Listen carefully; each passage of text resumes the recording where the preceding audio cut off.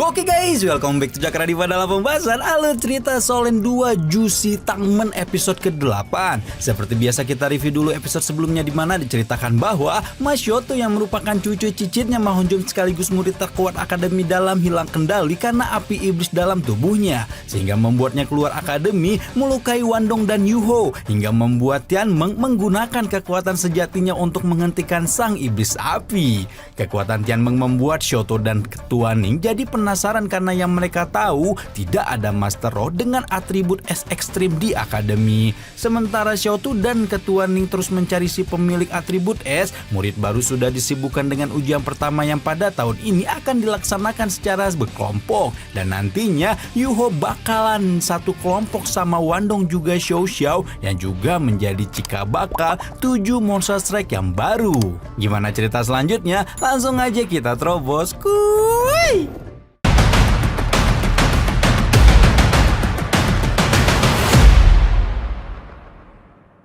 Sebelumnya Zoe dibuat agak ngelus dada saat melihat form arahan pelatihan Yuho, Wandong, dan Xiao Xiao kesemuanya diisi dengan tipe pengendali. Karena itulah pengajar kelas 1 tingkat 1 tersebut langsung menginterogasi 3 muridnya dan meminta mereka menjelaskan kenapa memilih tipe pengendali untuk pelatihannya.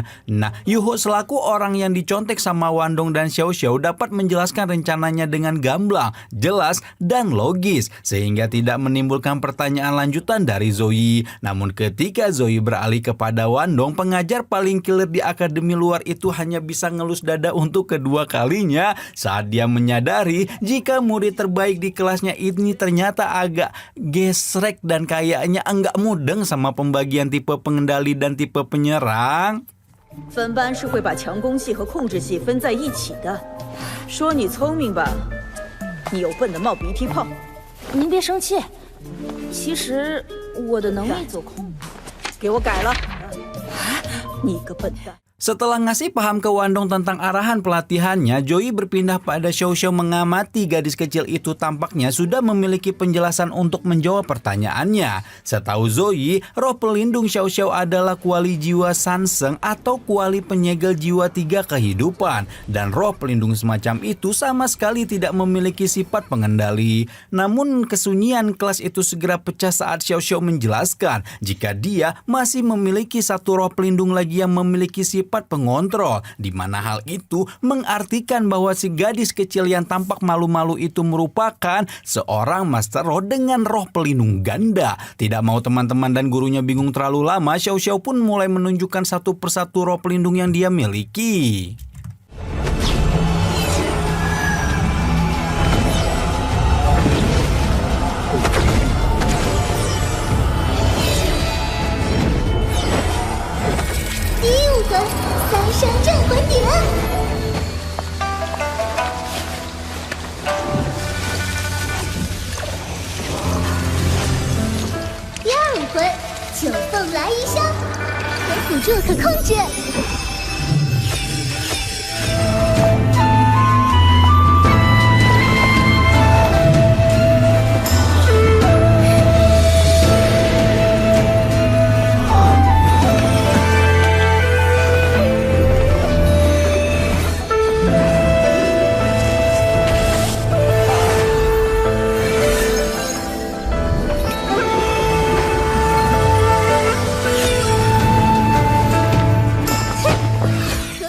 Baru disitulah Zoe tahu jika roh pelindung lain yang Xiao Xiao miliki adalah seruling 9 tarian Phoenix yang memiliki kemampuan untuk mengacaukan fokus lawan, membuat Master Roh lain terhanyut dalam suara merdunya, dan memang biasa digunakan sebagai atribut pendukung dalam sebuah pertarungan. Pada akhirnya, Zoe juga tidak banyak berkomentar dan membiarkan Xiao Xiao tetap berlatih sebagai Master Roh tipe pengendali. Meski begitu, Zoe tetap mengingatkan bahwa ujian mahasiswa baru ini akan sangat penting bagi masa depan murid-muridnya, dan sekali mereka salah mengambil arah pelatihan akan membutuhkan banyak waktu dan tenaga untuk memperbaikinya. Karena itulah Zoe akan menantang 3 muridnya untuk mencapai sebuah tujuan, yaitu memenangkan ujian siswa baru atau akan tetap mengikuti kelasnya apabila gagal mencapai tujuan tersebut.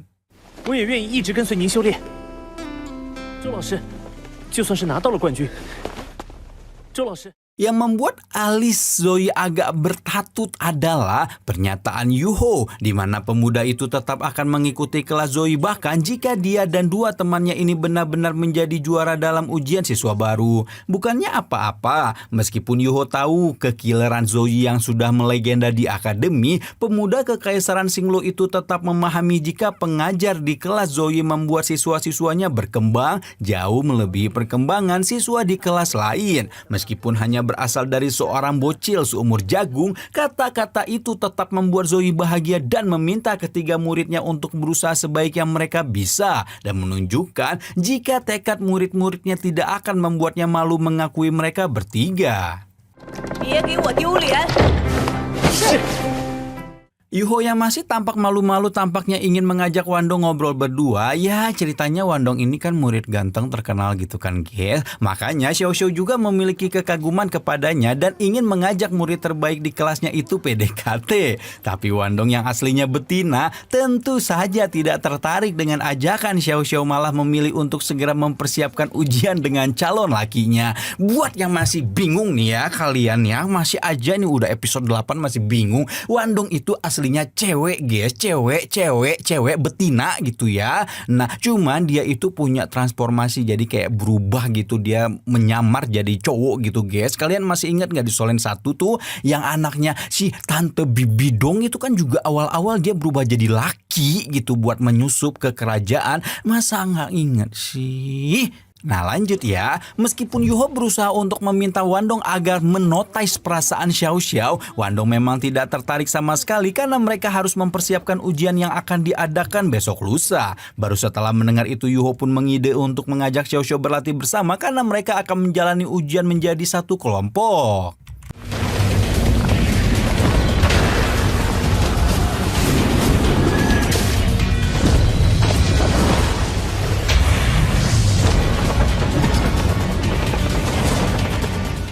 Setelah berlatih bersama untuk beberapa waktu, baik Wangdong maupun Xiao Xiao tampaknya amat puas dengan bantuan deteksi spiritual yang diberikan Yuho kepada mereka. Dengan bantuan itu semua hal yang bergerak di sekitar tampak jauh lebih jelas, sehingga Wandong dan Xiao Xiao juga bisa bergerak dengan lebih efektif dan efisien. Meskipun kemampuan deteksi spiritual itu memang sesuatu yang harusnya diinginkan semua tim yang ikut serta dalam ujian, Yuho mengingatkan kedua temannya untuk tetap berhati-hati dan tidak lengah, karena tujuan mereka bukan hanya sekedar mengikuti ujian maupun meluluskan diri, melainkan untuk menjadi juara alias menjadi terbaik dari yang terbaik di antara semua siswa.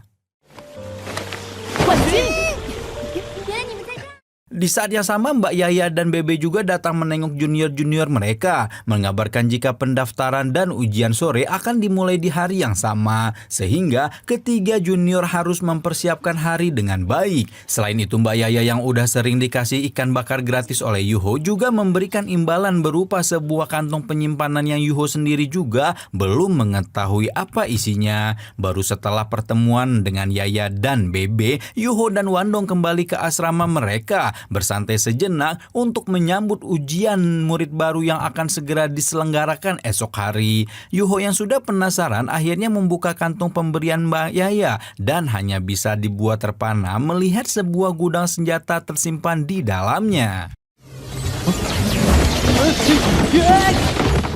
Melihat Yuho mendapat hadiah senjata yang begitu banyak dari Tang Ya justru membuat Wandong kecewa karena menurutnya Yuho tidak memerlukan senjata-senjata ini selama ada dirinya di sisi pemuda itu. Yuho hanya terkekeh kecil mendengar kecemburuan Wandong pada pedang dan belati yang bergeletakan di sekitarnya, sambil meminta teman sekamarnya itu untuk tetap berhati-hati karena sekali lagi apa yang mereka tuju adalah sebuah title juara. Karena itu juga Yuho tidak mau menyia-nyiakan pemberian Tang Ya dan mengambil sisa waktunya untuk mempelajari dan menjajal senjata-senjata itu satu persatu.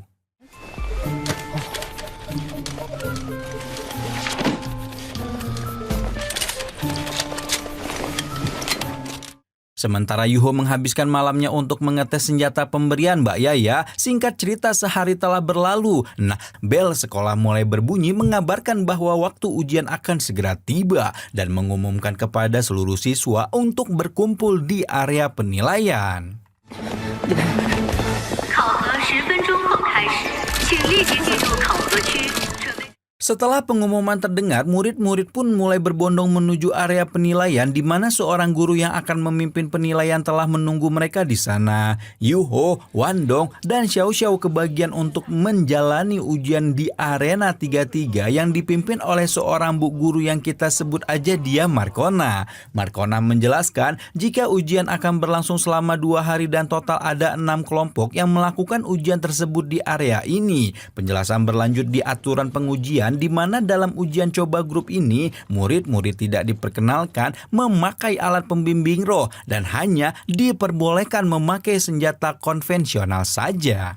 新生考核不允许使用魂导器，其余武器。 Selain itu, Markona juga menjelaskan jika dalam pelaksanaan ujian nanti para siswa tidak boleh menimbulkan luka fatal bagi siswa lain kalau tidak ingin didiskualifikasi dan mendapat hukuman dari akademi. Tidak mau membuang lebih banyak waktu, Markona segera mengabsen dan mengumumkan 2 kelompok yang akan menjalani ujian di babak uji coba grup. 2 kelompok itu adalah kelompok Yuho yang berasal dari kelas 1 tingkat 1 melawan kelompok yang berasal dari kelas 1 tingkat 3. Baru setelah 2 kelompok yang akan bertanding diumumkan, masing-masing murid yang tergabung dalam kelompok itu pun segera memasuki arena pertandingan dan disambut dengan sorak-sorai murid lain yang telah memenuhi arena pengujian.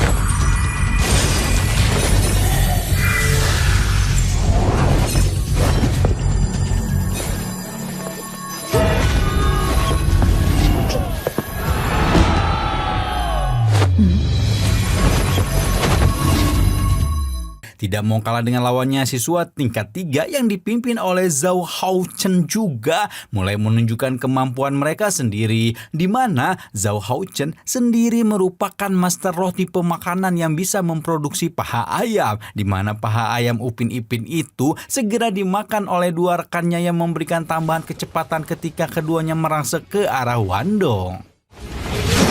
功夫是速度，记者的增幅这样。第一步棋，精神探测共享。原来是这样。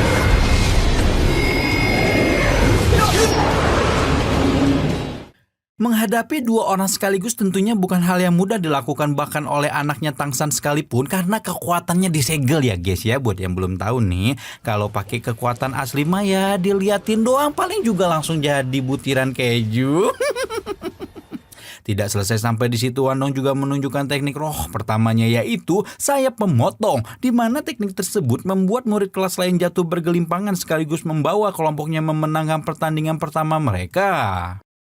示意铡刀。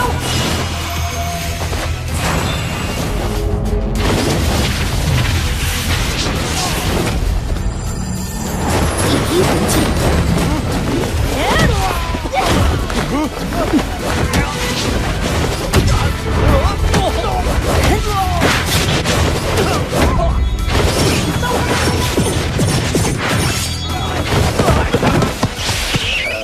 Nah, sesuai apa yang dijanjikan Yuho sebelumnya, setelah memenangkan pertandingan pertama, pemilik mata roh itu mentraktir Wandong dan Xiao Xiao makan di pasar malam akademi, menyuguhkan keduanya ikan bakar viral yang dia jual, juga beberapa makanan lain yang tentu saja membuat baik Wandong maupun Xiao Xiao kalap kebanyakan makan. Selama makan, Xiao Xiao menunjukkan kekecewaannya karena dalam pertandingan pertama dia sama sekali belum unjuk kemampuan. Karena itulah Wandong akan membiarkan Xiao Xiao untuk menjadi penyerang utama dalam pertandingan selanjutnya. Nah, ketika ketiga murid baru itu masih menikmati makan malam mereka dengan khidmat, tiba-tiba 我想我们不是第一次见面了。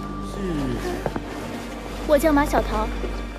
Tiba-tiba saja nggak ada angin, nggak ada hujan, datangnya perempuan berambut merah yang mereka lihat di Danau Shrek sebelumnya, di mana perempuan itu tidak lain dan tidak bukan adalah si murid terkuat akademi dalam Ma Xiaotu. Tanpa banyak basa-basi, Ma Xiaotu meminta Xiao Xiao untuk menyingkir sebentar karena dia masih punya urusan yang harus dibicarakan secara pribadi bersama Yuho dan Wandong. Xiao Tou mengucapkan permohonan maaf setelah mengajak Yuho dan Wandong ke tepi Danau Shrek sambil menjelaskan tentang kesulitan yang dia alami saat penyerangan tempo hari. Baru setelah meminta maaf, Xiao Tou menjelaskan tujuan utamanya, yaitu mencari tahu pemilik atribut es ekstrim yang berhasil menghentikannya ketika menyerang Yuho dan Wandong.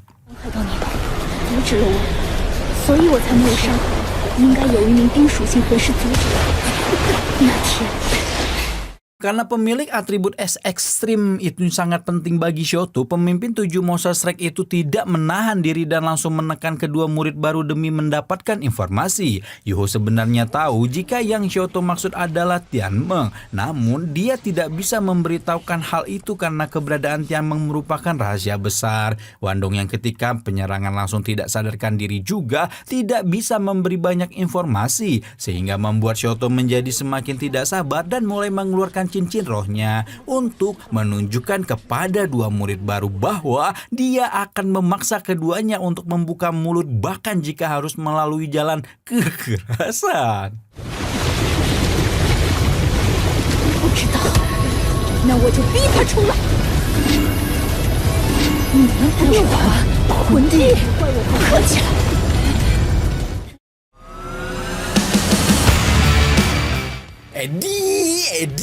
Edi ya. Waduh, ternyata Ma Xiaotu ini merupakan kaisar roh level 60 yang menandakan kalau cucu cicitnya si Ma Hongjun ini udah satu level sama Zoe ya. Bukan main, emang pantesan jadi murid terbaik akademi dalam sekaligus ketua 7 monster Shrek terbaru. Bakal diapain ya itu Yuho, Wandong sama Ma Xiaotu? Dan apakah rahasia tentang elemen es Tianmeng pada akhirnya akan terbongkar? Apa yang akan Ma Xiaotu lakukan kalau tahu jika Master Roh beratribut es itu tidak lain adalah Yuho sendiri? Dan kira-kira Wandong bakal ngapain kalau tahu Xiao Tou menargetkan calon lakinya? Penasaran? Yaudah, tungguin aja minggu depan ya. Lama di sini pamit, bye bye.